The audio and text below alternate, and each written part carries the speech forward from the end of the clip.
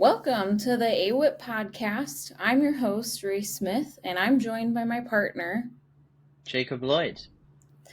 Here we focus on investigations and all things animal welfare related.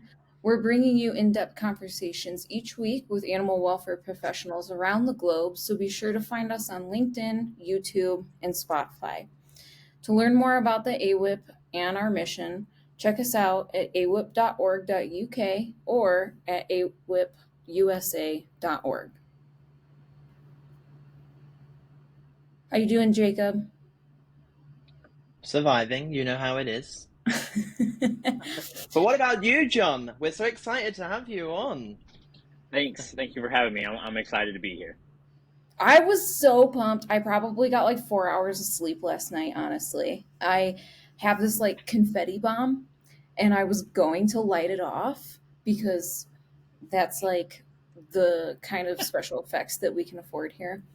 But then I realized it probably would scare the crap out of my chihuahua, so I nixed that. So Good call. Good call. But we are so excited to have you. It's our inaugural episode, and we really, really appreciate you coming on and talking to us. We talk all the time, offline, and so we really, really appreciate you being willing to come on here. So, John, you're the new sheriff in town.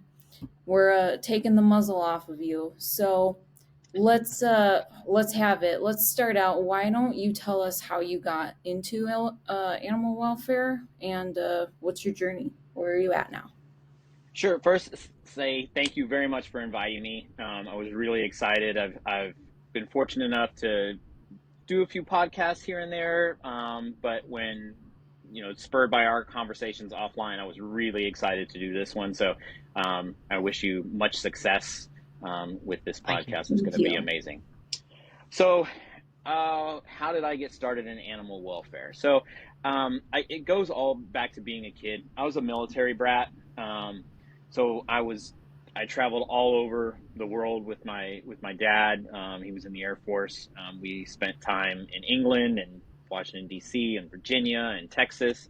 I continued to travel as an adult, going to Costa Rica and Australia and Alaska and many, many states. But everything that I did was centered around animals. So when I went to Australia, I had to go see Australian fauna. And when I went to Anchorage, seeing the moose on the side of the roads, that was it. When I went to Costa Rica, the monkeys and the lizards. And, in England, there was a fox den really close to where we lived, and there were ducks everywhere. Yeah, everywhere. Everywhere. And me and my friends would name the ducks, and somehow we would know who they were when we came back. And in Virginia, and we lived in the woods, a little town called Clifton, and we lived out in the sticks, and there was wildlife and ponds we used to go swimming in. And so it started there. Animals were my constant in a thing, in a point in my life where everything changed every 3 or 4 years. We up and moved, new friends, new locations, but animals always stayed the same. Of course, we had dogs and we had cats, and I've had ferrets and birds, and was very much a amateur herpetologist for a very long time. So got to work with lots of snakes, and that was super fun for me. And then adulthood happened, and we've got to turn our passion into a payroll. So I actually stepped away from animals for a while, my early adult life, and just like everybody else was figuring things out, and I worked some fast food gigs and some retail gigs, and then I got into sales, and I was selling uniforms and rugs and hand sanitizers and soaps, and I was doing well, and life was good, and I just hated every second of it. It was not what I wanted to do. So I made myself a deal. I said, you know what? I'm going to give you 7 days to go find a job working with animals. And if you can find a job in 7 days, then we're going to quit this sales job, which was a really good job. It allowed me some really awesome conveniences and a nice home and nice cars. But I wanted to do something else. So in the back of an alternative newspaper in San Antonio, there was a job posting for primate caregiver. And I was like, all right. So I went, I applied, I bombed the interview. I did terrible. They said, what is this kind of monkey? I was like, I have no idea. What's the difference between an ape and a monkey? I don't know. Is this an African or an Asian lion? No idea. I just felt like I bombed the interview. So I had resigned myself. Okay, that was it. But so by the time I had left the parking lot, before I had gotten home, I got a call and said, hey, we'd like to offer you the job. And I was like, this is crazy. It was awful pay. It was right at minimum wage. It was going to be Welcome awful. to animal welfare. Oh, yeah, right? Absolutely. And that never changed. The pay has never been where it should be. Hasn't gone up for years. Yeah, so I said, you know what? I told myself if I found a job, I didn't say it had to make this amount of money. I said if I found a job, I would take it. So I took it. And it was hard, disgusting work. We had probably 500-600 primates, including up to 90 chimpanzees. We had dozens of big cats and birds and a plethora of animals. And it was my job to hose out the cages, pick up the poop, put it in a wheelbarrow, and lug it across the property to a dump, go feed everybody, and do the same thing over and over again. And so I did that and studied really hard, learned everything I could. And within, I don't know, probably about a year, I was promoted to the animal care supervisor, got a little bit more money. So we could go, we could hit up McDonald's on the weekends now. And you could watch other people pick up poop at that point. Right. And critique it, of course. But again, that was when it first started to be all consuming. Like as a supervisor, when people would go home for the day, I was finding that I wasn't going home for the day, and that I was staying there. And some nights I would spend the night there, to kind of get caught up on things. So that should have been some red flags for me then. But I also noticed that there were some other pressing issues, some serious deficiencies in care for the animals, some suspicious activity financially. This was a 501c3 nonprofit primate sanctuary outside of San Antonio. And it was one of those moments where, am I going to just tolerate this and get my paycheck and go home at the end of the day? Or am I going to stand up for what I believe is just horrible?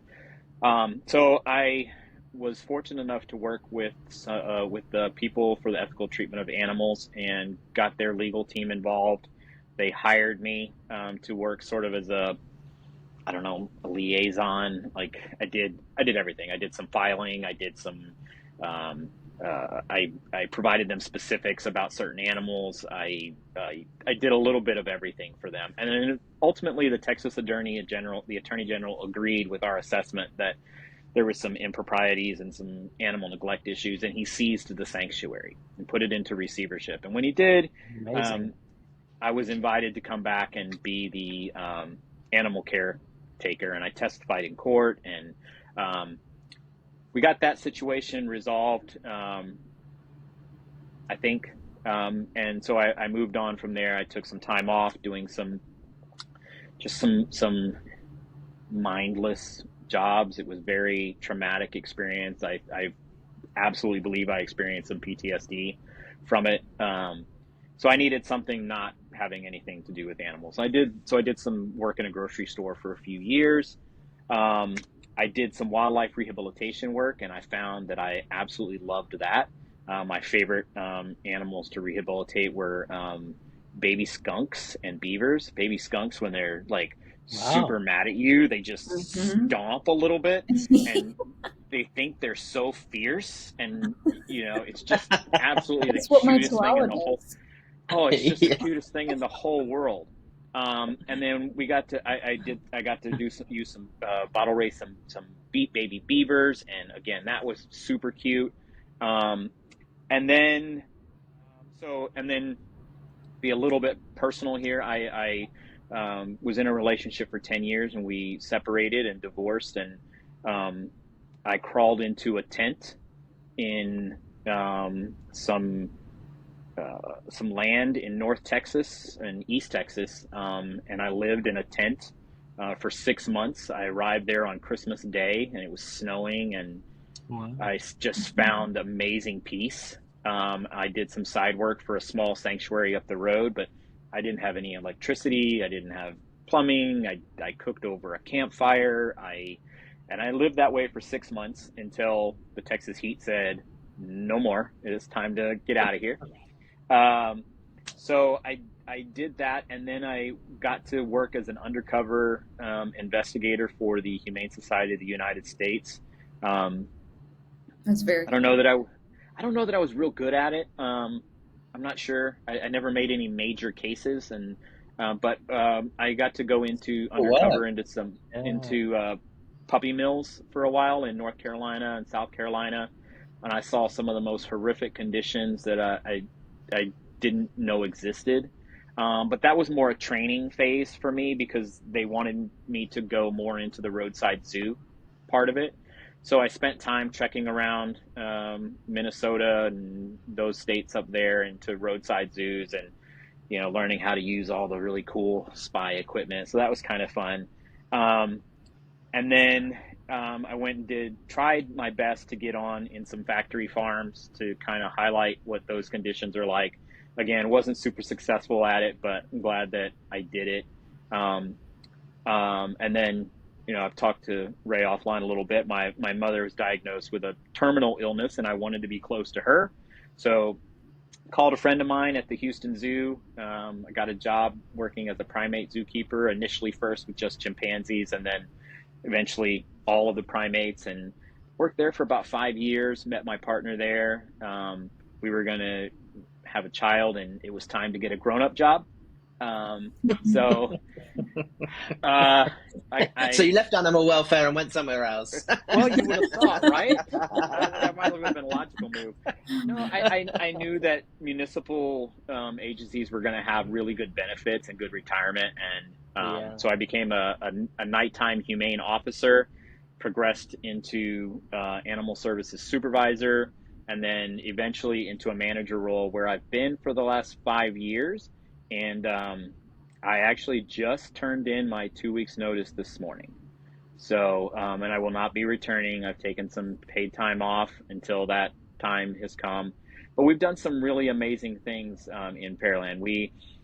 That live release rate can be manipulated and tricked and all this stuff. And so I don't really like that so much as a metric, but in our city, we never had a live release rate higher than 50%.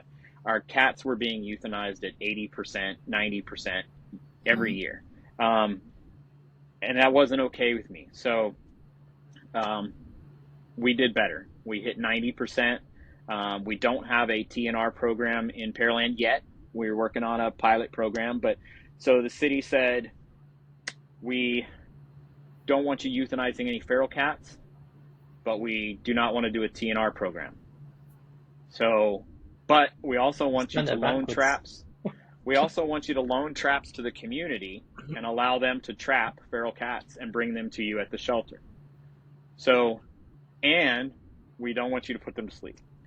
So it was like, that's an impossible situation. But so we were, I personally was raked over the coals. He hates cats. And I can tell you, there is more cat furniture in my home than there is people furniture. All right. I've got pancake, maple, and bagel. More than Carol Baskin has? Probably. I would venture to say, yeah. So we very well may get interrupted by an orange cat, a Scottish fold, or a British short hair here shortly. That is totally fine. So they knock stuff off. I like the fact that you've got British in there too. I mean, yeah, a little bit. I feel included. Roots, right? Right, we are an inclusive cat family, if nothing else. So what we did was we partnered with private rehoming organizations that didn't have an adoption floor. We've got a brand new shelter, so like I said, I'll tell you what, I'll take all of your adoptable cats, I'll vet them. I'll get them sterilized. We'll do all microchip them. We'll take care of if they're sick. We'll mend them. And in return, you take all of our working cats, and I'll vet them, microchip them, sterilize them, do all of that work. You take them, put them into safe places on homes and ranches, and where they're going to be safe from traffic and things like that. And it'll be a great working relationship, and it's something that still exists today. And we never euthanized a feral cat since. Is that sustainable? No, probably not. Right? Eventually, that's not going to work. But it was a stopgap to getting our TNR program going. But ultimately, fringe organizations and bad, disingenuous labels and smoke and mirrors inevitably cloud the minds of communities and leadership, and the voice of compassionate reason is replaced by passionate fanaticalism. And at some point, frankly, I knew it was probably time to step away about a year ago, and the universe has a way of making sure you do what you're supposed to do. So we'll see where it ends up here. Well, we do wish you luck. You'll definitely completely. And maybe, or you can bag some groceries for a while. That's right. That's right. That McDonald's sounds good. I mean, If my 8-year-old had her way, we'd be at McDonald's a lot more. But I like to think I have somewhat of a more developed palate nowadays. But oh man. So, John, what I want to chat really quick about what the state of animal welfare is in Texas, and what the biggest challenges are there that you've seen. Okay. So it's really bad. It's really bad. It's unsafe. I feel like almost every single week it could. I don't look at the news every single day, but I mean, it feels like there's an unending stream of articles that come out of loose dogs. People are getting sick of it. Aggressive animals. I mean, and the other stuff, but on and on and on and on and on. And it seems so much more prolific there, and especially recently.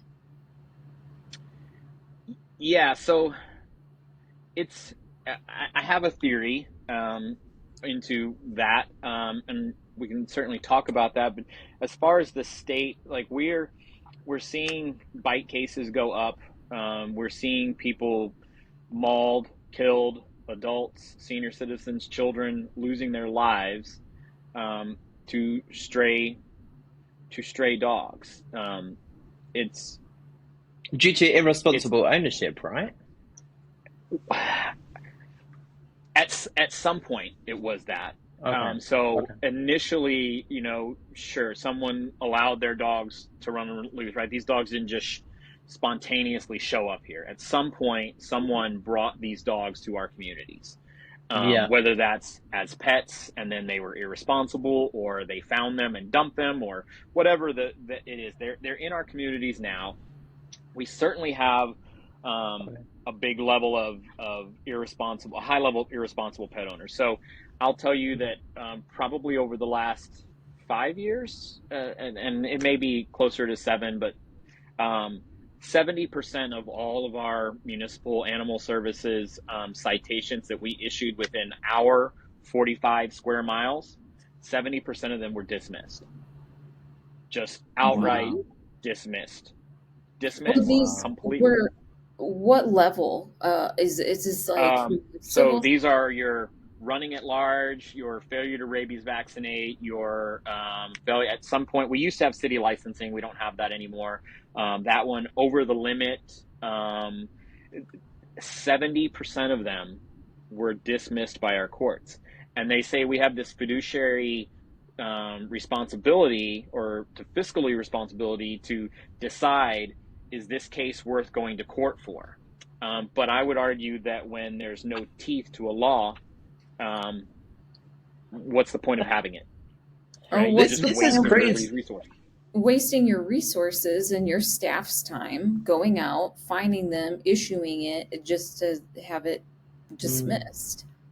But It we makes see me this across the board in animal welfare, I think, and probably public safety more generally, where, unfortunately, investigators like us, we do all the hard work, and then once it gets put before a court, actually they're seen as much lower level offenses, or, they're not worthy of the court's attention and time. Mhm. And I think that's so sad, because we were discussing yesterday that animal crimes equal human crimes. Mhm. So Absolutely. especially if we're talking about cruelty, and even dealing with the lower level stuff. It's like the broken windows policy. I don't know if you've heard of that before, but you Mhm. deal with the lower level stuff, you can hopefully prevent the bigger stuff from developing over time. Such a shame to hear your statistic, but not surprising, I think. Yeah, so it not only does it take away that it's a we use all these resources to get these citations, time, but it's demoralizing to those of us Yeah, that yeah, are actually out yeah. doing the grunt work, and it's Mm. even more difficult when your community says, "Why aren't you, as animal services, doing your job? Why aren't you holding Right. these people accountable?" And as a municipal, as part of the local Yeah. government, we cannot say it's not us. It's the legal department that is Right. getting them dismissed. That is the quickest way to be in the unemployment line, right? So they and so that means that municipal animal services all too often just becomes this place for people to just spew, and it's disappointing because Mm. in a nation that is like, let me jump up on a soapbox real quick, I suppose, is that is we are so polarized right now about everything, right? Mhm. Yeah, that's the world. That's the world, not just the Yep. I US. It's the world. I can say that I feel relatively certain that it does not matter where you sit socially, economically, where you sit politically. If you're mean to an animal, if someone walked into a crowd of people and kicked a puppy, everyone's going to be angry. Everyone is going to Yeah, come at that person. yeah. Everyone is going to want to protect that puppy. Well, we So, saw that with Christy Nome shooting her puppy just a couple months right, ago. it doesn't matter where you sit. Like, that should Yeah. be something that we're using to bring our communities together. It should be something that politicians are screaming from the mountaintop. Listen, animal cruelty lends itself to abuse or crimes against humans. It's a Mm, huge factor in domestic 100%. violence. Mhm. And Yeah. we're going to stop that. We're going to stop that, and I'm going to provide the resources to that. So, and then you get both sides of the aisle. You get your Yeah. entire community on board for that. But instead, we're still having to overcome this dog catcher mentality. Yep. So in Texas, we have huge stray problems. It's compounded by some recent fringe strategies that have come into play. Um, there, I think post COVID, I genuinely think that a lot of municipal animal services were headed in the right direction. I do. I think now, look, we had some old school dog catchers that we need to get out of our industry. Those Mhm. people exist. Let's get them out of there and bring them in with some innovative, fresh minds. But post COVID, pre COVID, um, I think we were starting to do better, at least by not accepting the way things had always been done. We were beginning to have those conversations. I mean, you got to understand that our industry, if you want to talk about the dog catcher, it's only about 110, 120 years old, right? And it wasn't until the last 2 decades where it's really turned into sort of this animal welfare space. Before that, it was the dark ages, and it was Where not what it is today. it's become more professionalized. It's been I don't want to necessarily say more organized, because there's not a unifying agency that oversees all of animal control and sheltering, but it's definitely become recognized and promoted more as a profession. It has, and the expectations have the bar has been raised as far as Mhm. expectations, and sometimes unreasonably so. Um, but I think we were headed in the right direction. COVID happened. We had an appropriate reaction to something that we didn't know anything about, right? There was this virus and it was killing folks. And what do we do? Nobody had a great exit strategy to fix the problems that were left there for those 2 years. Mhm. And fringe organizations saw that as an opportunity to jump in and, in my humble opinion, have made things much, much worse. And we're still feeling the effects of that now. And I want to clarify too, like why refer to these organizations as fringe organizations? Okay, so I have a few different reasons for that. The first is, I don't know, I was really, there's that arena speech, right? The one where the people on the outside of the arena are screaming at us in the arena on what to do. Those Mhm. are the fringe people. They're not actually doing the work, right? Mm. And Yeah. municipal animal shelters are doing the work. Rehoming organizations are doing the work. Lawmakers and lobbyists, in a good way in this case, are doing the work. Those people are in the arena with us. The people that I'm referring to are the ones that are standing around the outside screaming at us on how to conduct this battle, and they're not contributing anything to it. All they're typically doing Yeah. is saying what we're doing wrong. So those are the fringe organizations to me. The second I've reason, all sorry. go ahead. Sorry, No, John. you go No, ahead, Jacob. I was just going to say, John, I've always said this. It's great to raise your voice and stand up for something. I'm talking about people who do stay on the outside. But, in order to really affect change, you've got to get in there and you've got to be with the people that actually you could even be criticizing. And you have those difficult conversations, even if they're uncomfortable. I think it's important that in order to be able to do that, you actually understand both perspectives, and then make your decision. And I think in the animal world we don't often do that. We, like you say, we shout into the tent, but we want to be in that tent, not out of it. Yeah, Together. and that's the other part of it is, it's I think that everybody has something to contribute. I Absolutely. I've Yeah. seen my name get raked through the coals all over social media, and a lot of what people are saying about me Join the club. could Yep. not be further from the truth. It could not be further than the truth. And it's I guess one of the things that's just, kind of a bummer is oftentimes we share a lot of common ground. Exactly. But Yeah. because I'm not willing to attach a label or shout a slogan or promote an agenda, and that's okay if you are. If that's what your job Yeah. is, do that.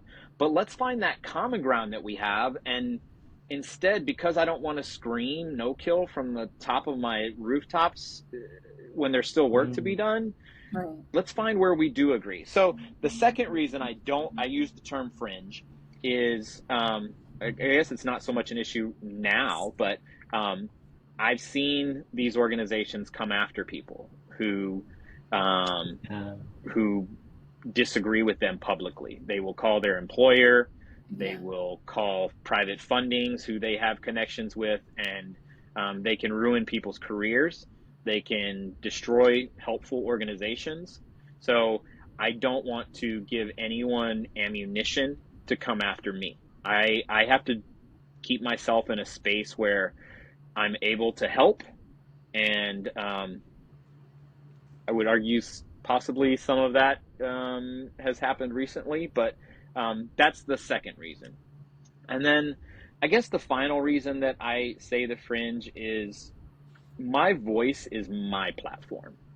These organizations have giant platforms, and every once in a while, I'm lucky enough to come on a show like yours, use your platform, but my voice is my platform, and mm, my space is my platform. I do not want to give any organization that I don't agree with, um, or I don't want to give my platform to someone that is going to attack me or is going to tell me that I'm not enough or that I'm not doing enough or that I don't care or that I'm pro kill. I'm not going to share I'm not going to put their names in my mouth. Now, for the purpose of this show and for other shows I've done, I'm okay with saying names. But when I'm speaking of a broader collective, that's why I use the word fringe. Okay. So that really is a good segue into what our main meat and potatoes of this is no kill, and talking about the slogans. So, um, you know, Best Friends leads this charge on the no kill movement. The no kill has been around for a long time. It's become more popular over the past couple of decades, but it's really picked up with the slogan "Save them all." And I've listened to a lot of people over the past couple of years, on other podcasts, in person, in different agencies, and had discussions with all these people, um, saying "save them all," and just talking about how detrimental that is to shelters, to people who work in shelters, people who rescue animals, people who don't prescribe to this no kill movement, these no kill policies. It's also And detrimental to the animals, it's because it's it's not always possible. yeah, So it it's definitely for the exactly animals too. is.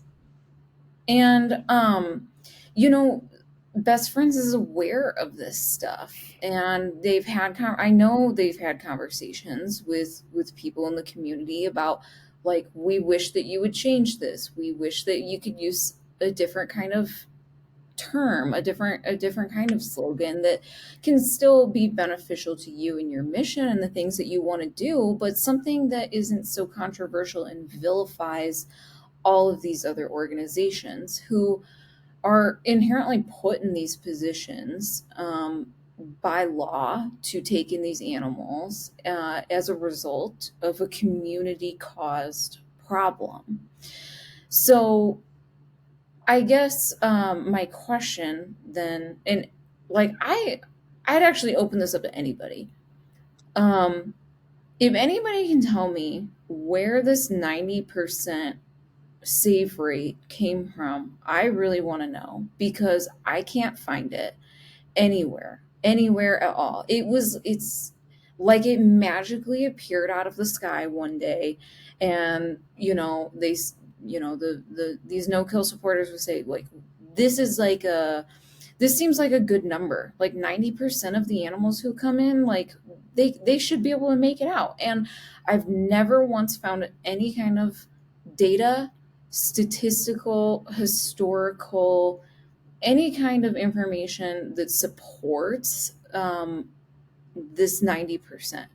So do you have any idea where that came from? Okay, so yes, sort of.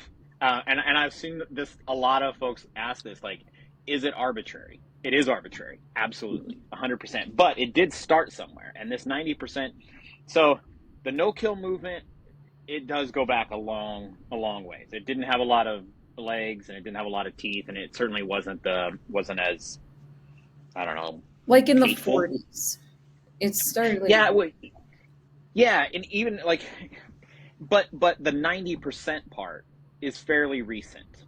yes. And where that came from was when they started the Asilomar Accords. That's where it came from. So there was a group of people, and I'll send you the article.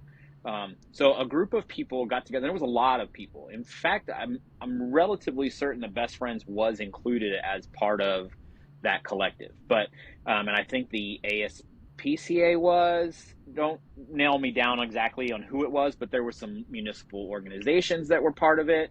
There were some rescue organizations. There was a lot of people. I want to say it was 20, 25 people.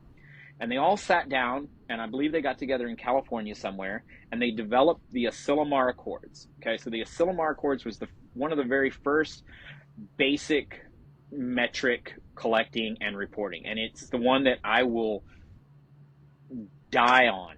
It is the only metric that is honest. It shows everything. It allows people to make their own decisions about what the state of animal services is. So they started this, and here's where you asked one question, but it's two. So there is no data.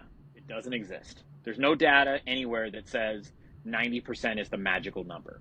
What they got together was, and it says it in their little media release that they sent out, that said, as a collective, we decided that 10% of the animals arriving into shelters either have behavioral issues that cannot be mitigated and make them unsafe for our communities, or have medical conditions that cannot be treated.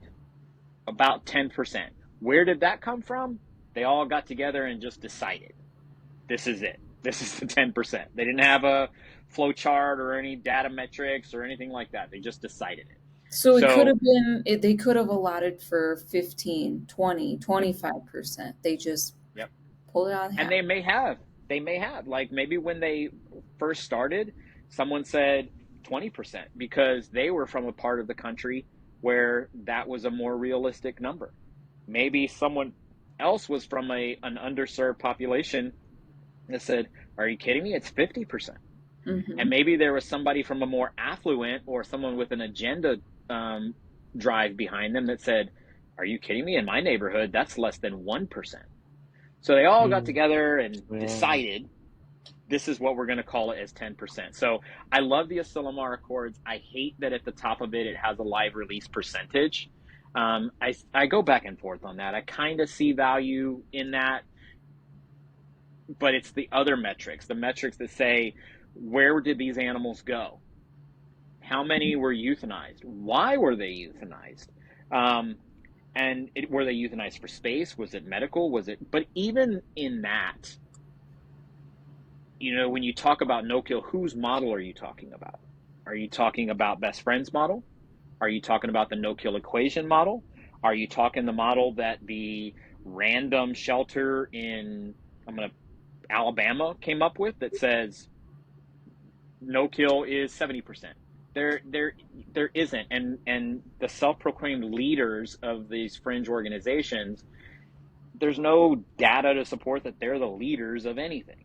So so the no-kill started a long time ago. The 90% came from these Asilomar reports, and then groups like Best Friends started to tweak that and say animals that died in the shelter. That's always been part of the Asilomar Accords, but animals that you brought into the vet clinic don't count. Portion of the municipal. They just manipulated the numbers, and then they used to work with Shelter Animals Count, and then they didn't like the way that they were collecting and presenting data, and I don't know the specifics about it, so they went and formed their own data board. Salaries are through the roof. A budget like that could do so much good. It's just a shame. So the 90% came from there. It's an arbitrary number. It should be a very fluid number depending on where you go. If I am in, I don't know, an affluent part of the United States anymore, but I guess Beverly Hills, I'm probably not going to see a bunch of dogs running around loose. And if they are, it's somebody's Pekingese that got loose, and I'm going to easily get it home. But if I drive to the southeast side of Harris County, I'm going to see tons of dogs, and every one of them is going to want to bite me. So now we're charged municipal shelters with rehabilitating these animals.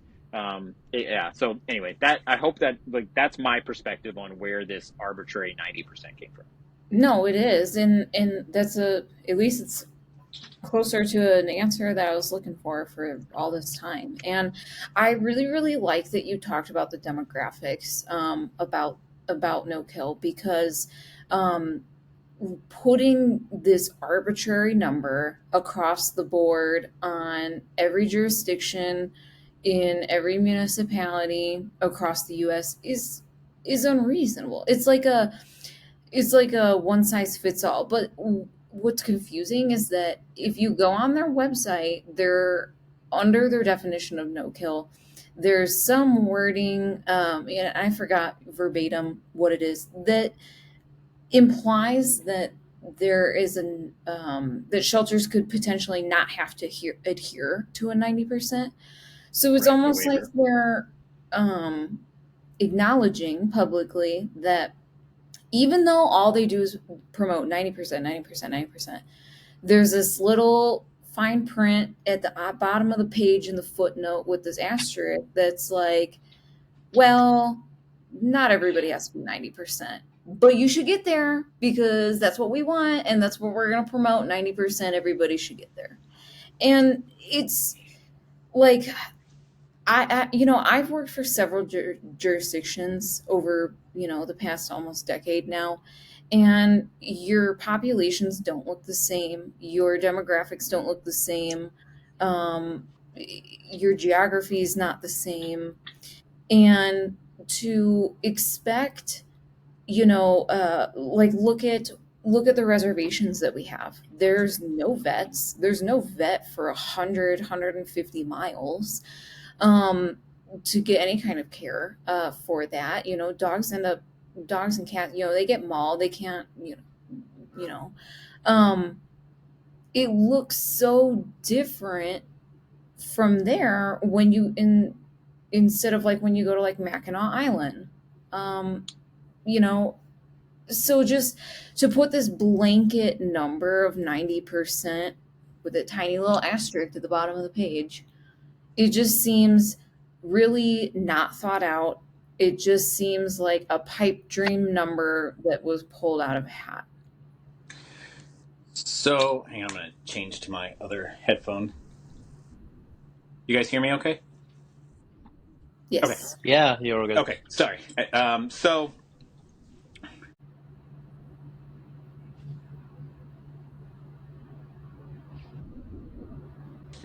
Are you there? Yeah. We can Yeah, hear you. we're here. So, okay, sorry. So I'll cut that part. Don't worry. okay, I would think it's it's intentional. Okay, so I would say if we could get these fringe organizations, including Best Friends, to abide by the same requirements for data collection and reporting that we hold municipalities to, we want to do open records request, everything has to be available, I think we would see a hugely different scenario than what they're presenting. So when they're calculating no kill for a state, they're counting like every private rescue who can say, I'm only going to take 7-year-old Chihuahuas. That's all I'm taking. And when I get 10, that's all I'm going to take. And so this person has 10 Chihuahuas and they get 10 Chihuahuas adopted and they have a 100% live release rate. They get a nice little glass trophy that says they're a no-kill. And I'm obviously simplifying the number of 10. It could be hundreds. It could be even 1,000. But these private organizations get to say, I'm not taking anymore, or intake is closed. Couple that with, there's no requirement for them to be honest. None. Yep. They can say whatever they want. And I think as well, John, we've often seen exposés of these sorts of, so-called shelters where, they say they're no kill, and actually, there's been animals that are found in really awful conditions, because people just, keep us, you've got the opposite problem, right? Where people can keep accepting stuff and then not putting the animals to sleep when it's appropriate. Also, the other flip side to that, I think, is what you were saying, that, you could say that you're taking this healthy 7-year-old Chihuahua, I'll use your example, but then you refuse 15 others that needed help. Just to maintain that status. Um, you know, have you really helped animals? If you've turned away the 15 that that are now going to go and suffer? So this is where the gaslighting comes in. So Exactly. they say those 15 that you refused, the person that has those is going to do the right thing, and they're going to take care of them, and they're going to keep them in their home, and they're going to find, and they're just not. These dogs are ending up on the streets. They're ending up in So horrible situations, and why they're do we have just animal not. cruelty cases then? Right. You know. Oh, those are the exceptions. Those aren't the rule. Crazy. They're very skilled at responding to these, but it's all through gaslighting. It's all through saying, that Rusty's Red Rescue is the same as LA County Animal Services. So they Yeah. saw this model of the private rehoming organizations that says, if we only take in what we can find homes for, we never have to euthanize animals. Yay, everyone. So where's the rest of them? Take a look at what's happening in El Paso. Go look and see what's happening in Sacramento. We saw it in Broward County, Washington D.C. It's these areas where these animals are left on the street. I'm never going to be okay with that. I'm never going to be okay with being told to leave a stray animal on the street. If I can help this animal and take him to a shelter, I'm going to do that every single time. And if the animals are, if we're having to euthanize these animals for space, then we're talking about a resource issue. We're not talking about a bad strategy. It's either a resource is not enough homes, which I guess I'll go back to my COVID theory here in just a second, but either we don't have enough homes, so that's a resource. We don't have big enough shelters, but approach building more shelters with anyone in the fringe organization and see how well that goes.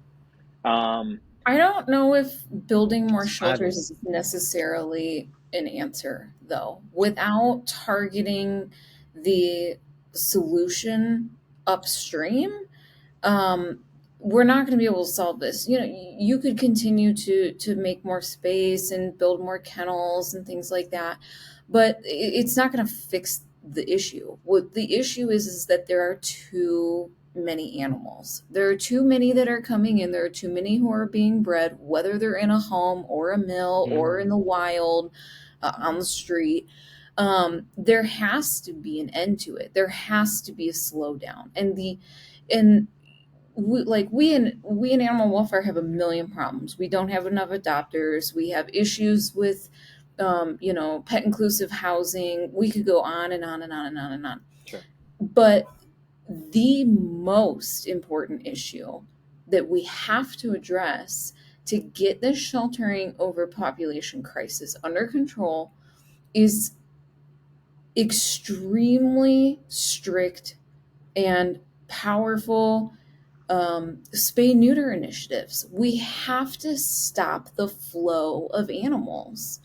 And it's difficult to do because it's like you said, like shelters don't have resources. Some shelters don't even have a vet. With our veterinary shortage, it's like, okay, well, we need to stop it, but if we don't have a vet, we can't do spay neuter in our community.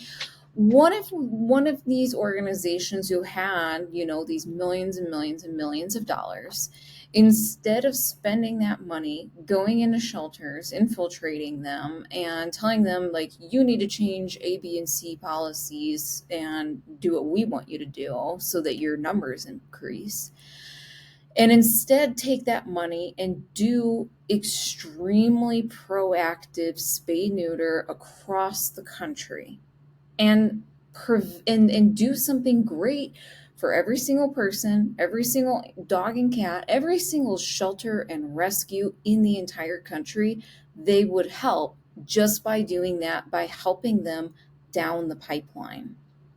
That's the solution. Yeah. Ultimately, you're right. It is the solution. But we have to have some stopgaps in place now right? So building more shelters or creating more space for dogs.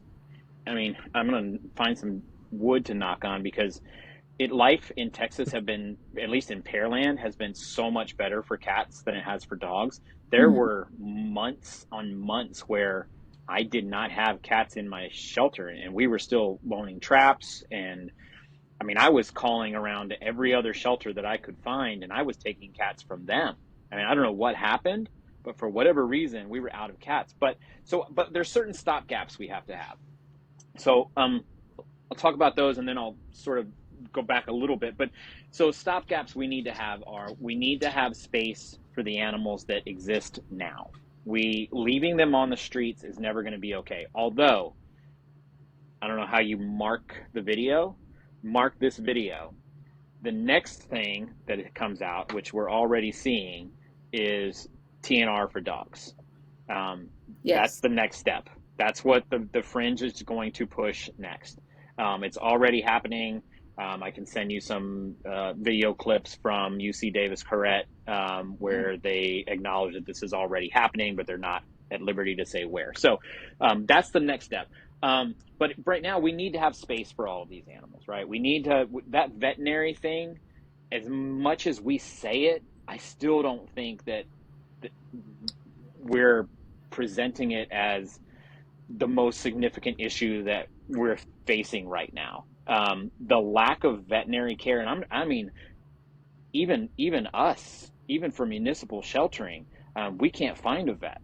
I have a really good vet friend of mine who's been out of vet school for probably 6 or 7 years, and I asked him, I said, if you could do this again, he's like, I would never be a vet. I would never do this. Mm-hmm. It's so much work. It's so much time. I have so much debt. I would never do this. And if anyone ever asks me, I will suggest that they don't do it either. We need to take better care of our veterinarians. So that's a huge issue, but we do need to have some stopgaps. We need to have that in place. We need to have some enforcement, real teeth on enforcement. That's for the public safety piece of it. We have to take care of our people. I mean, in Pearland, we have a detective that is just our animal crimes detective, and she is freaking amazing. She is an absolute badass. We took 85 dogs out of a single home, like last August or August before last. These dogs had never gone outside. So, and this was in a very affluent part of Pearland. This was like a $450,000 home.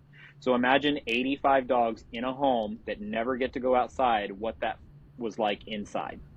It's exactly what you think it was like. And many of these dogs, a year later, still exist in our shelter because they're so scared, so timid that they're not easily adoptable. But we got a grand jury indictment on that. We're lucky. Our ADA does not play around with animal cruelty, folks. If you are mean to an animal, she's going to come get you. She's awesome. Shout out to Paige. So we have that. We're Good for seeing her. more of that. We're seeing more of that. So I just want to backtrack just real quick, not to like monopolize, but No. COVID, I think we were starting to get better. As municipal shelters, we were starting to get better. We were starting to work with rescues. We didn't have nearly as many rescues as we do now. Mm-hmm. And I'm so used to saying the word rescue, and I'm really trying to change my terminology to rehoming organizations, because I argue that the animals were rescued the minute they were brought to the shelter, not the other way around. These folks they can call themselves a rescue if they want, and I'm not faulting them for that. And I think they're experts at finding the right homes with the right pets, and they have far more time and more talent often and more resources than municipal shelters do. But we rescued them when we took them off the street. They're safe. They get full bellies every night. They get enrichment. They get water. They get love. They get medical care. They're rescued.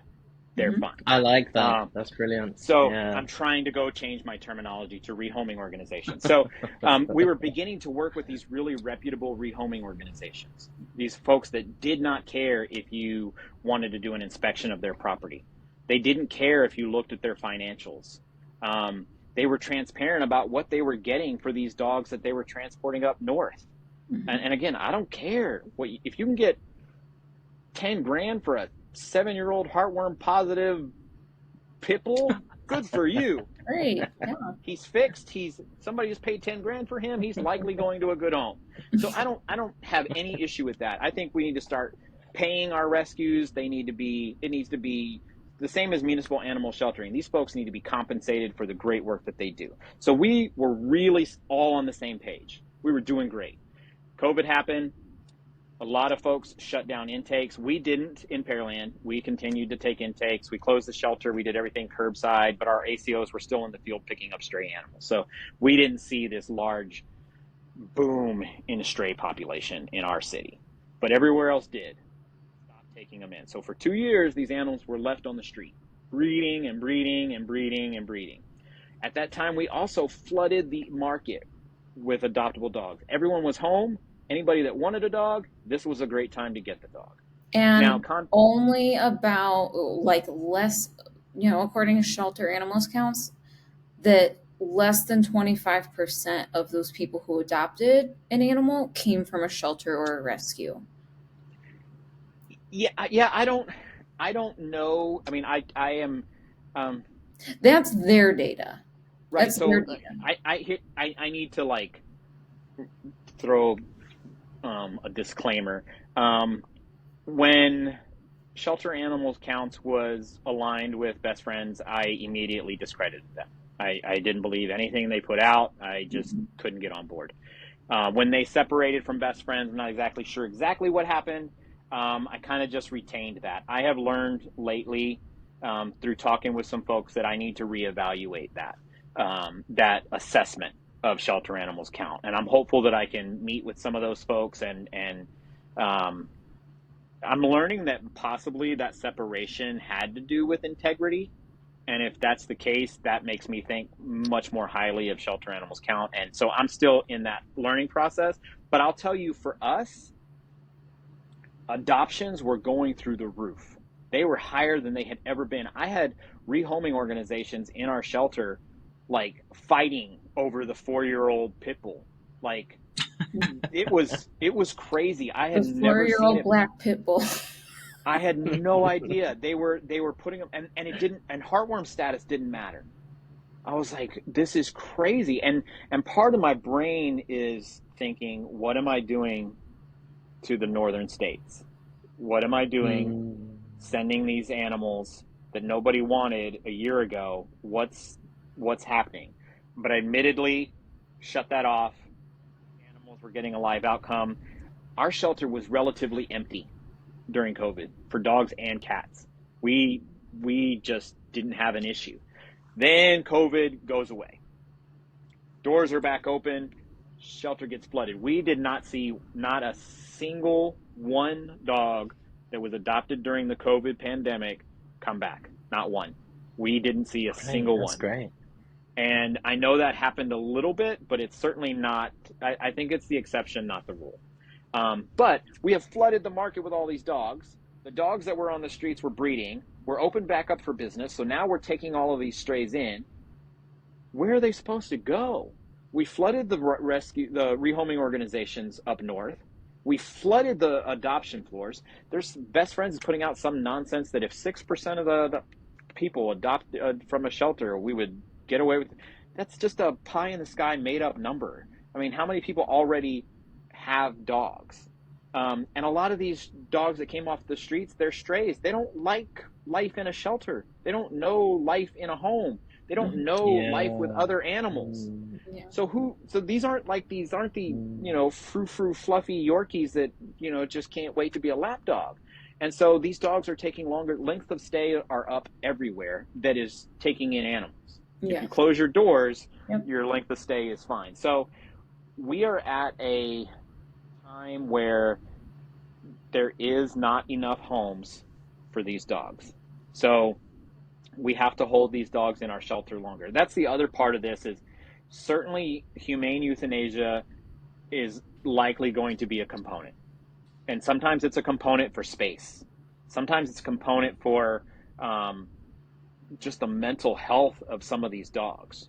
right? But right now, we do need to have more space for these animals. And then if every single private and municipal shelter took in every single dog that was presented to them at the time that it was presented, I'm a firm believer that we would see this problem become much more manageable. But instead, there's this appointment. I know a county next to us, you have to wait 10 days before, if you find a stray, it takes 10 days for you to turn it in. 10 Oh, there's one days. next to me that is somewhere between 2 and 3 weeks. And it's unrealistic, a- speaking Nobody's holding on to animals that long. Nobody. speaking as an officer, Yeah, exactly. When you get these calls for service, and it's usually they're always frantic. Yeah. I'm getting evicted tomorrow, Yep. or I need to move in 2 days, and it's like, well, this is something that you knew about a while ago, and I don't I don't want to blame the public in that aspect too much, although it is a little irresponsible. But Sure. when these shelters, these limited admission shelters who practice managed intake, turn these animals away, they don't disappear. They don't the Yeah. owner a lot of times, the owner does not take them home, find their next door neighbor, bring the dog to somebody else's house or home, because nobody has room. There's not enough. And they shouldn't. And they And they shouldn't. Yeah. And it is a completely irresponsible and unethical for a shelter to turn any animal away from their front doors for any reason, period. Because you have no idea what is going to happen to that animal. There are thousands and thousands and thousands of examples that PETA has collected.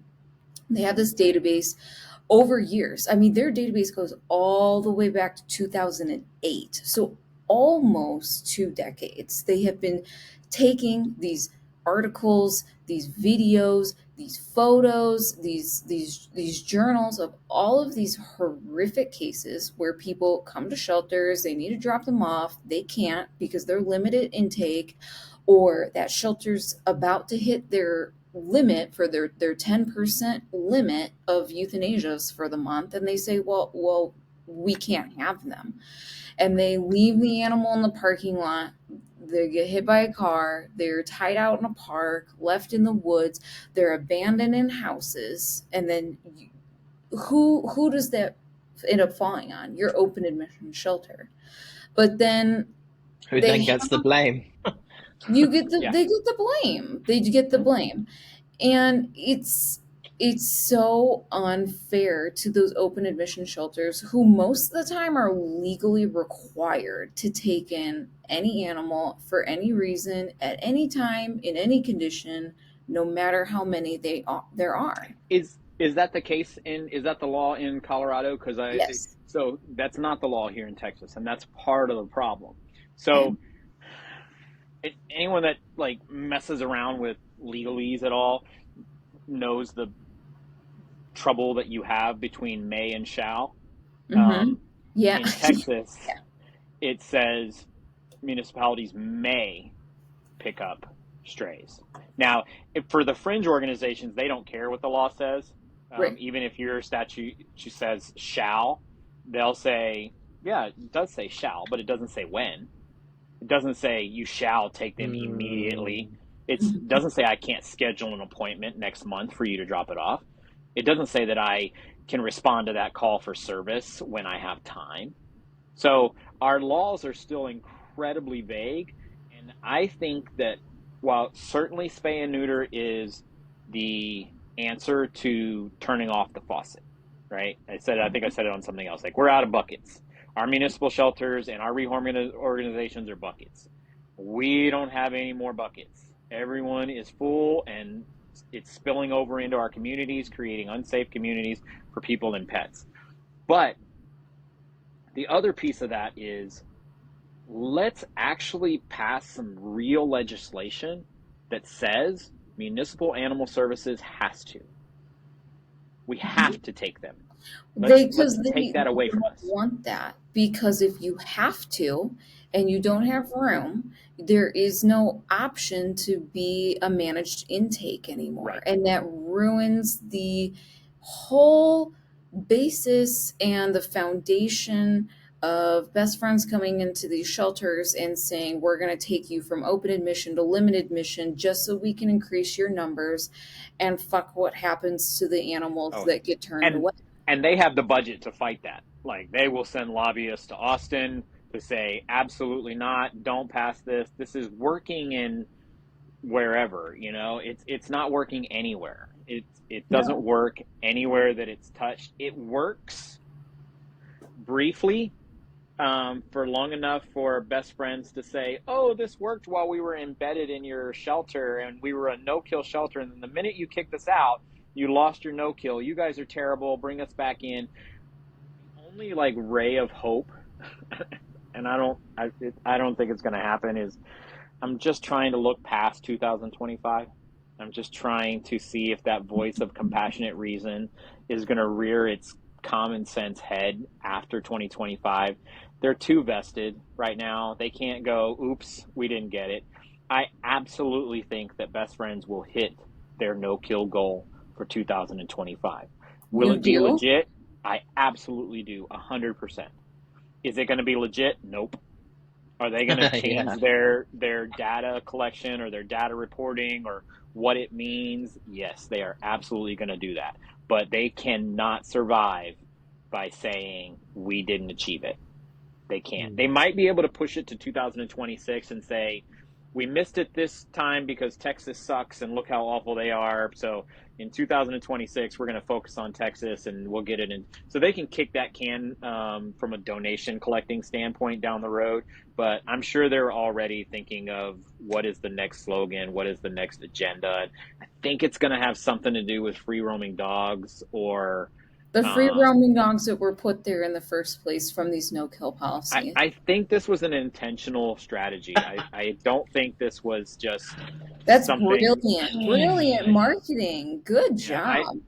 Because then they can say, because I've already seen best friends saying that it, and other fringe organizations saying what you just mentioned, but they painted a different picture. They say, yeah, let's look what's going on our reservations. There are dogs that roam there all the time. We're going in there, we're spaying and neutering, and the TNR program for dogs is working great. But that's a program that everyone can get behind. For dogs? Why can't we do this? I can't get behind that. I can't get behind a trap, neuter, and release for dogs under any circumstances.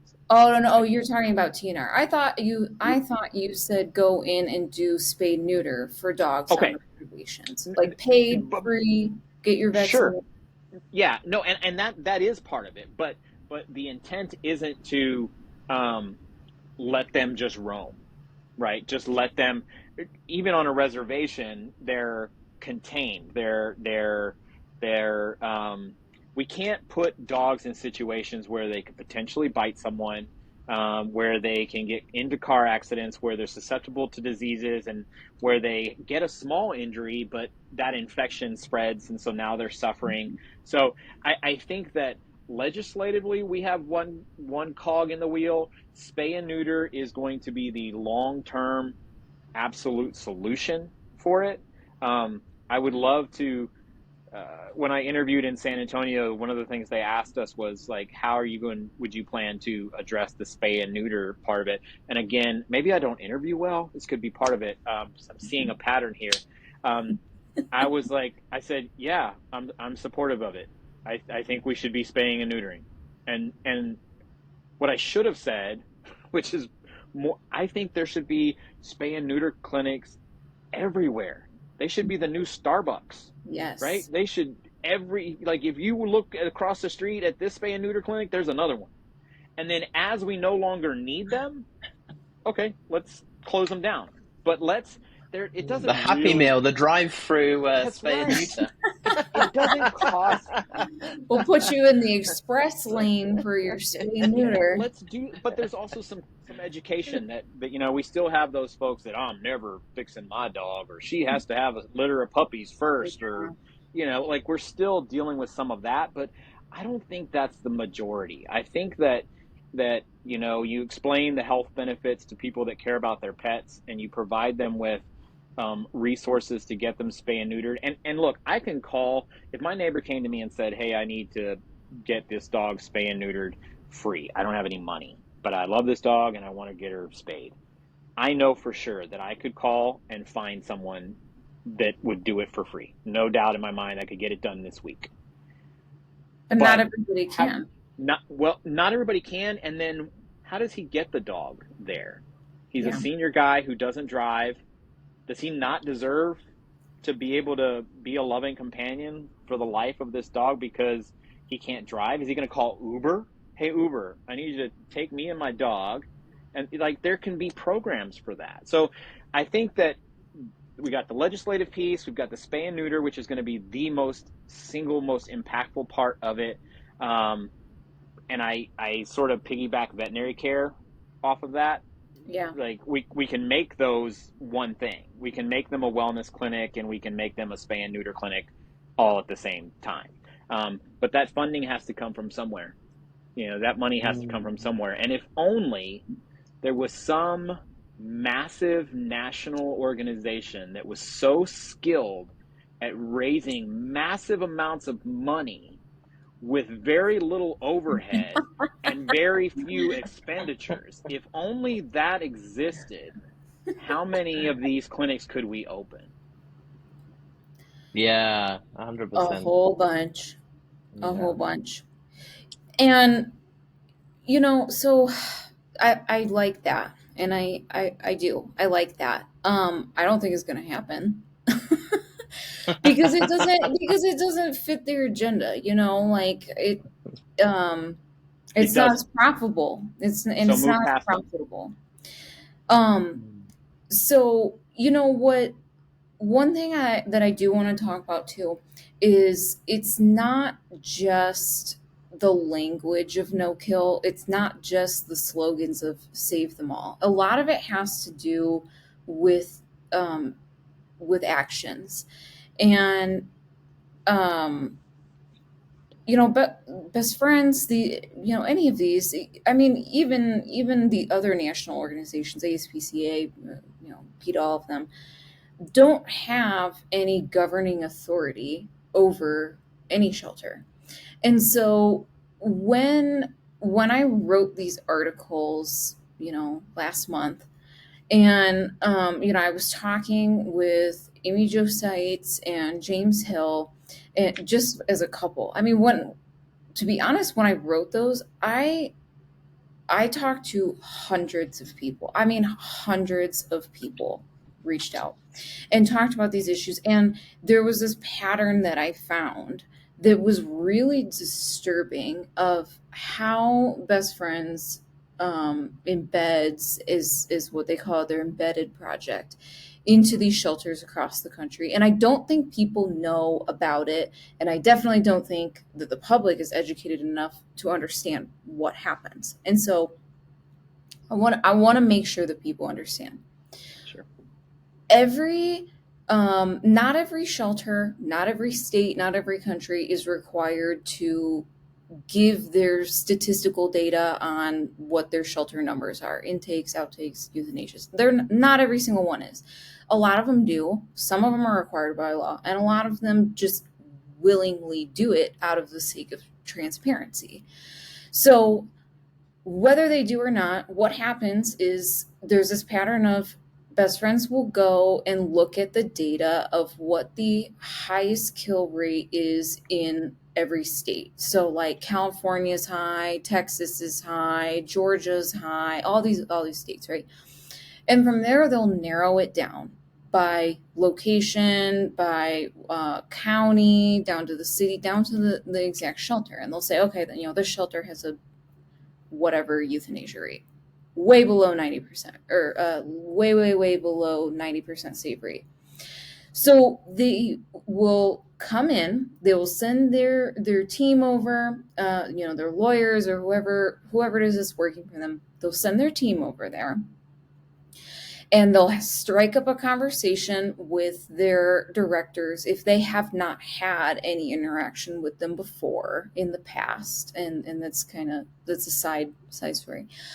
But if they've never had any conversation with the past, they'll come in, they'll say, look, these are what we saw your numbers are, and we want to give you money. We want to give you a boatload of money for you to start a foster program, start a TNR program, do all these things, come to our conferences, learn about all this stuff, which on its face sounds really nice. You're getting a bunch of money and you're going to start all these programs that you couldn't before because you didn't have the funds and you didn't have the staff and you didn't have all these resources to do it. So you're like, okay, let's have you come in and let's do an assessment. So they'll agree. So they'll go in and for however long they do, a day, a couple days, do their assessment of the shelter. And they'll look at everything. They'll look at staff, they'll interview everybody in the shelter. They will figure out what our stats are, what our policies are, what our standard operating procedures are. They will go and they will turn it inside out and look at everything. And then they'll come back with this report. And it's however long. I've seen some that are extremely long and some that are rather short. And in this assessment, it'll kind of say, well, these are our findings. These are the good things we found. These are the bad things we found. And these are the things that we think that you should do, that we suggest because they will help improve your numbers. Numbers. And one of two things happens. Either the shelter ends up taking them up on the offer and they get all this money and they start all these programs and things go good for a while because they turn into managed intake. They turn animals away from the door. Their entire focus is on pushing animals out, taking the animals in that they know that they can get adopted out or holding them for extended periods of time and making it look really, really good on paper. It looks so good on paper. Like, oh, we used to euthanize 50% of the cats that came in, and now we're only euthanizing 5%. Like, a shelter does not change that drastically in a year with programs with these fosters and stuff. It doesn't happen. There's something else going on the inside underneath that people aren't seeing because they don't have access to these documents. So then when you have your opposite scenario with the shelter directors who are more in tune what's going on and they deny this, what happens is those best friends representatives will go in, circumvent them, and go to city council, tell them that these are all the things we need to do and they need to work with us. And so we need you to sign this paperwork putting us in charge of your shelter. Your staff is going to answer to us. Your directors are going to answer to us. You're going to implement all of these things. We're going to have all of these check-ins. You're going to be managed intake. And they eke their way in to essentially take over the shelter. But when the director goes against that, they circumvent them and go to city council, like I said. And so they're doing everything that they possibly can to get in there and do their agenda and push this narrative and really just taint everybody's mind that 90%. I mean, it makes me so sick. I feel like I'm going to throw up from saying 90% so much. And if you don't follow through with their threats and being berated and threatened and bullied, then they launch these campaigns in the neighborhood, in the communities, saying Danville can do better, Fort Wayne can do better. And they shame them. And they shame them saying, because you didn't take our help and do everything that we said that you should do to improve your numbers, you're a horrible shelter. We want to remove your leadership staff, all of this stuff. And it's so horrifically offensive. And it, like, the goal of it is just like making people look bad if you don't follow through with what they want to do. And when I got these stories and talked to these people, and those James and Amy Jo are only two that were in there. There are so many others who told me the same story. The same thing happened. So it's a pattern. It is a pattern, and I think that people should know about it so that when they come knocking on your door, you know what to expect and you know what they're going to be demanding of you. Because these are not requests, these are No. take it or leave it. You don't do it, we're going to pull your funding, we're going to pull the programs, we're taking off, and we're going to do everything that we possibly can to make you look bad in your community, into your city council, until you decide and roll over that you're going to tag along with us on our 90% agenda. It's And really part of that strategy is to go after the under-resourced, the most vulnerable communities. Mm-hmm. That's who they're going to go after. They're not, like I said, they're not running into Beverly Hills pushing these agendas. Right. They're finding, so yeah, the absolute bullies, the definition of the pinnacle of being a bully, and a mean-spirited bully at that. This one doesn't just want your lunch money. They want to degrade you and make you feel like you shouldn't exist. And I can tell you that as someone in this industry who has been in those very dark spaces of questioning,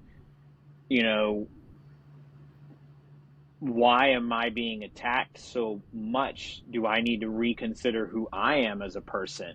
These are really impactful, where I had to disconnect from everyone associated with best friends. You all know I'm pretty active on LinkedIn, but you will not find a best friends person connected to me, and they used to be. And the conversations that they would send me in my messenger were putting me in some headspaces that were new to me and were frankly scary for me.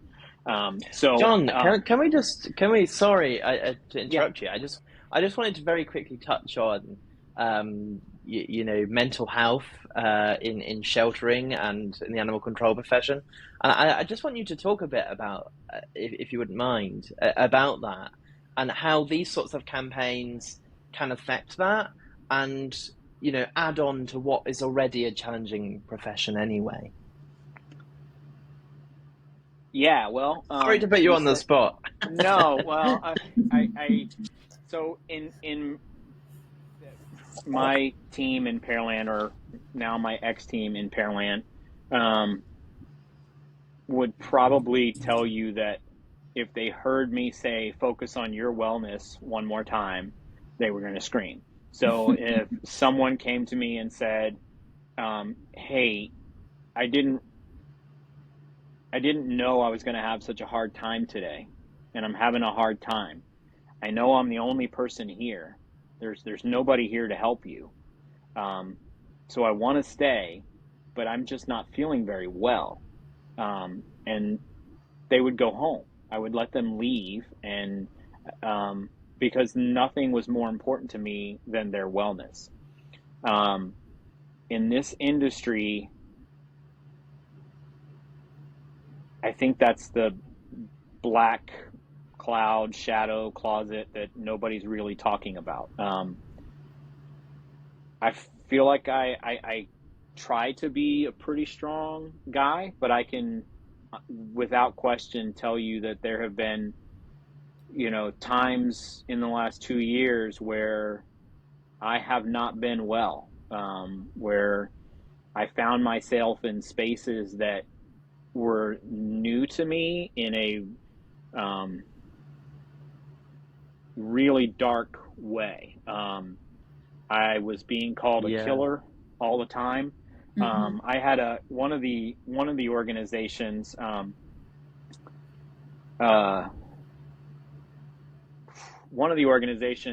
was giving me grief I was actually on the Fix Front Street Facebook page, and I was really ranting and raving about how I was so anti no-kill. And that was back in my very beginning days, and realizing that I needed to control my passion and come across as compassionate rather than passionate. So I was very vocal that no kill sucks and you guys are terrible, and very not a great approach. And they were calling me horrible things. They were calling me a murderer. But I think one of the things that kind of sent me into a spiral was one of them. And I want to be clear, this person was not with best friends, and I don't know who they were with, but I know they weren't Yeah. with best friends. I'm pretty sure I know, but I don't want to say for certain. They called me. They called me at work. They called me at my job, on my cell phone. Well, no, it was actually on the main line. They called the main line, and then they transferred the call to me, and they said, "Is this John Fischer?" And I said, "Yes, it is."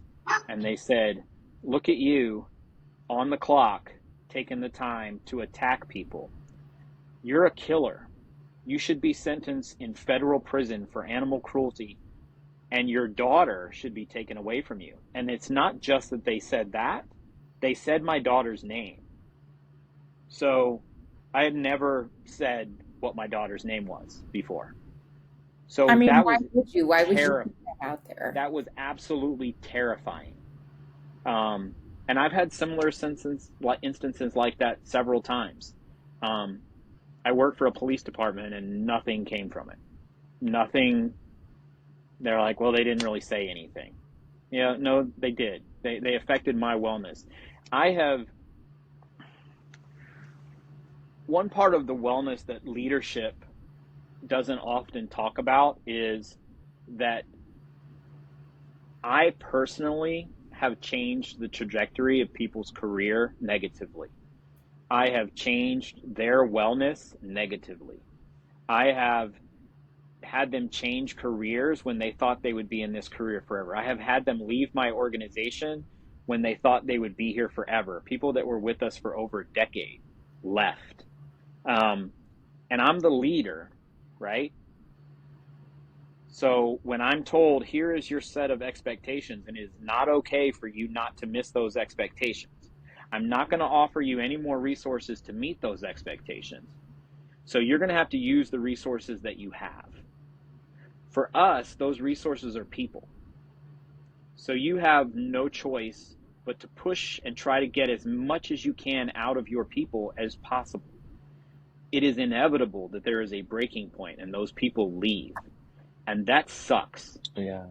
That is a horrible feeling to know that this person was counting on this job for their retirement. Yeah. This person was counting on this job for medical benefits so that they could take care of their child who has a disease that needs regular treatment. So we get that kind of attack on our mental wellness. And then to hear when you want to help animals and people by taking them into your care, you're also a terrible person because now you're not a no-kill, you're a kill shelter. What a horrible, horrible thing to call someone. Yeah. And they'll tell you, we don't use that terminology. We don't do that. Whether you do or you don't, but you do. Whether you do or you don't, you promote an agenda that has the general public thinking if you're not no-kill, you're pro-kill. And they're calling us killers every single day. Yeah. I can tell you unequivocally that our municipal animal services section and our industry are unwell. Yeah, 100%. And that's really why I was asking, you to expand on this, because I think it's so important for the professionals that are listening to this podcast that they're not alone, that this is something that is widespread. And I think we do need to address it in our industry. And this is not just in the US, this is in the UK where I am too. This is everywhere. This is a massive problem, and we really need to address it. So thank you for sharing those really personal, sort of insights into that. I mean, it means a lot, I think, to hear it. But for me, as someone who's also struggled, it means a lot to hear it. Yeah, I would say exactly the same thing. And if whoever is listening to this, I think we all can empathize with you. I know on my end, I get called a murderer or a killer like literally once a week by Yeah. some person I don't even know, who has no idea what I do or my job, and it's not involved in animal welfare. And it's a word, but it makes an impact over time Absolutely. to hear that Yeah. week after week after week after year from people that you're there simply to help. You're not, Yeah. to help them. And I think that there's a lot of suffering in silence from and like people who work in these shelters and directors and such, who are gagged from speaking out, Yeah. or who won't because it's as as I've heard it, political suicide. And Yeah. so they are forced to sit in silence. Um, and I've heard these stories from so many people, which is not something that I had expected to hear after the articles that I released. And it was just shocking how many people came out and said, "Me too, me too." Yeah. We're all in Yeah. the, So and I think that's the thing, we're in the same boat. yeah. So I want to kind of briefly touch on that suffering in silence piece that you have. So I mean that you said, because that is absolutely. We talked a little bit about, I don't know if it was offline or here, we talked about the humane educators in Texas. They have developed this group called Humane Help. I think they're probably going to be so mad at me if I got that wrong, but I think it's called Humane Help, and I'm optimistic. I haven't been able to take advantage of it yet. Probably should have by now, but where they're focusing on the mental wellness, but that suffering in silence piece. So um, as a leader in municipal animal services, you have to be the anchor. You have to always be, when you can look around and see every single one of your staff members is struggling, when every single one of them is struggling with their wellness, and pizza parties aren't the fixing it. Pay raises are helpful, Yeah. but they're not fixing it.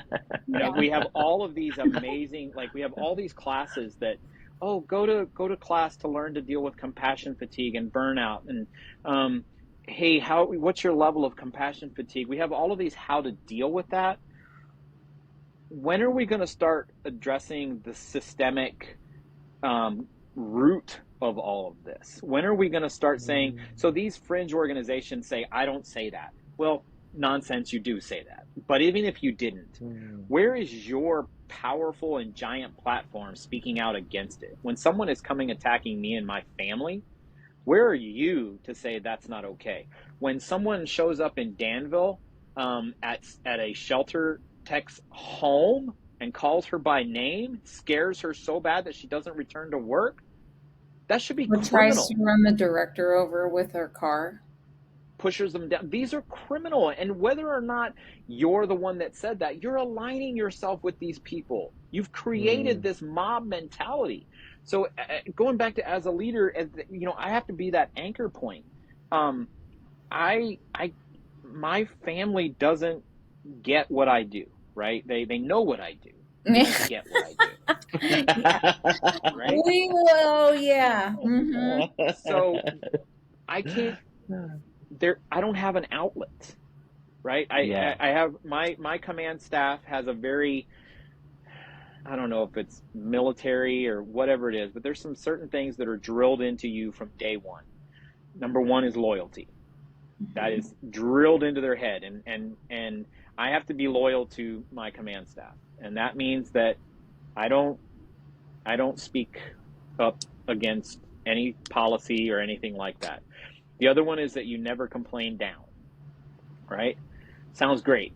Sounds like, don't share your problems, don't make your problems your staff's problems. It's a terrible idea. It's an awful idea. Absolutely complain down. Show them that you're in the same team with them, that you also agree with it. Instead, when my staff comes to me and says, "Hey, we just closed our doors for a day.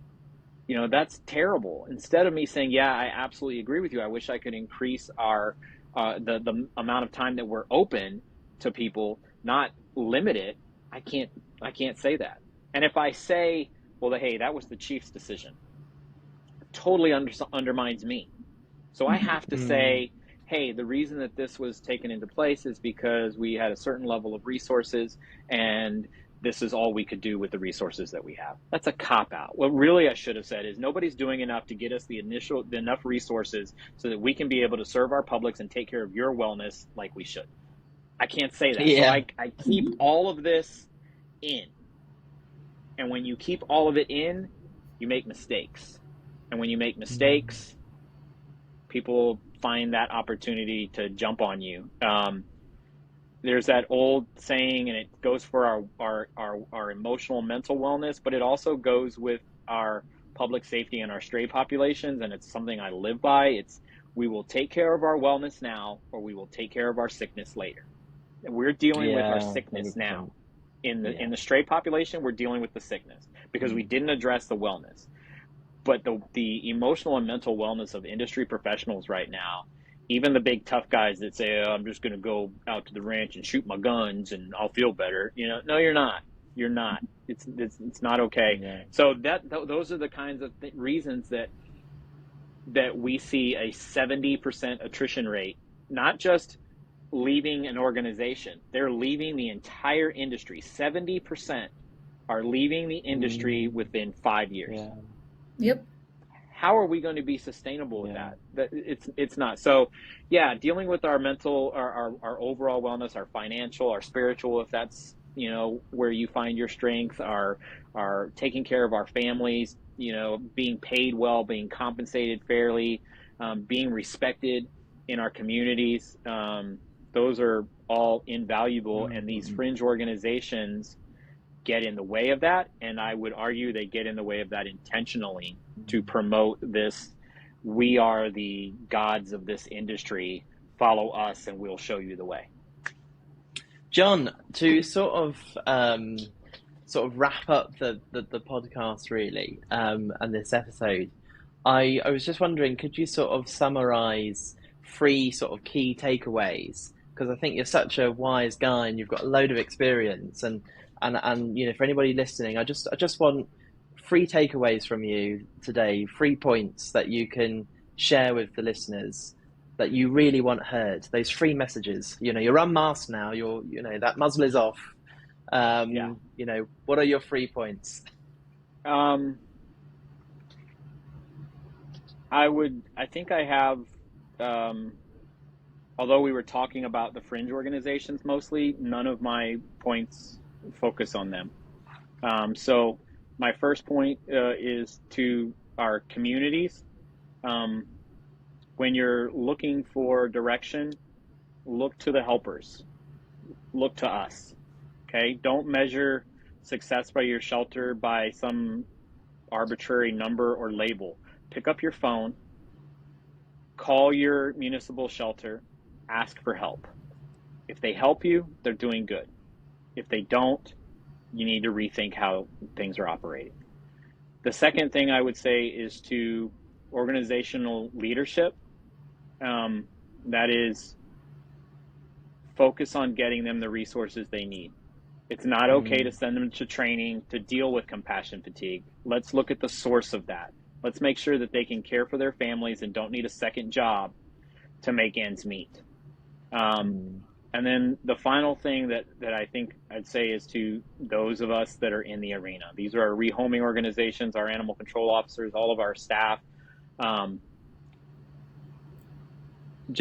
It sounds a little bit corny, but you're really important.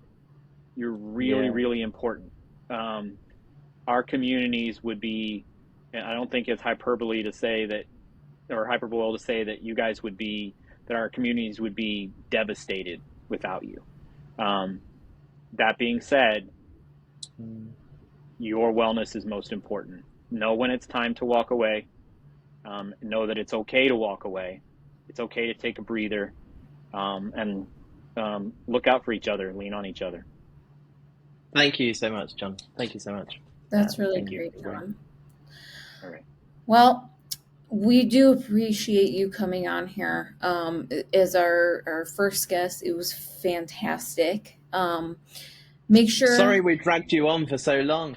Yeah. No, not at It all. was Not at so all. good. Thank you for sharing your platform with me, and I hope that even just one thing is helpful to somebody. I think it will be. Well, we're happy to have you on anytime. So thank you. You just let me know. I'll be here. It's a standing Sounds good. Standing acceptance. All right. All right. All right. Make Thank sure you to so check much. us out. Make sure to check us out on LinkedIn, YouTube, and Spotify. We're going to upload these episodes every Tuesday. Thank you so much to all of our listeners for tuning in. And please, we love comments. If you have questions, you have comments, you want to talk about this further, feel free to reach out to Jacob or I. And thank you so much for tuning in and supporting the AWIP podcast. Thank you so much. Take care.